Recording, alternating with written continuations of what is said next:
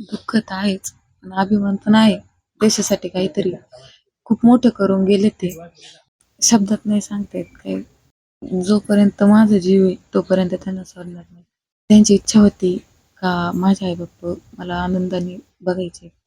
लास्टपर्यंत माझ्या जीवात जीव आहे तोपर्यंत मी त्यांना शेवटचं बोलणं कधी झालं होतं संदीपशी तुमचं? काय बोलणं झालं? काही नाही मला मी क्लासला गेले होते. मला म्हटले, "मग पोराला काहीतरी खायला घेऊन जा.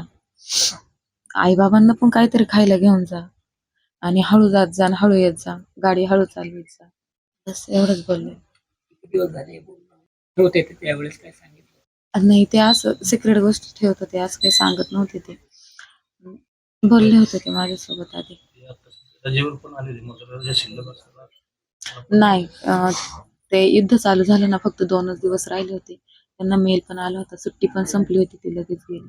मेल आल्या-आल्या ते निघून गेले. काय ज्यावेळेस ते इथून गेले त्यावेळेस वाटलं होतं की असं काही होईल किंवा आज जे घडलंय काय? असं काहीच नव्हतं वाटलं, पण ते मला आधी पण बोलले होते, "दीपा माझं एवढं जंबो सुटलं का सगळं सुरक्षित आहे. टेन्शन घेऊ नको." बस एवढंच बोलले होते.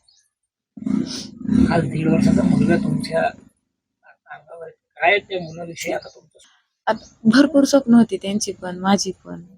आता बघू पुढं होईल तसं बघू आता.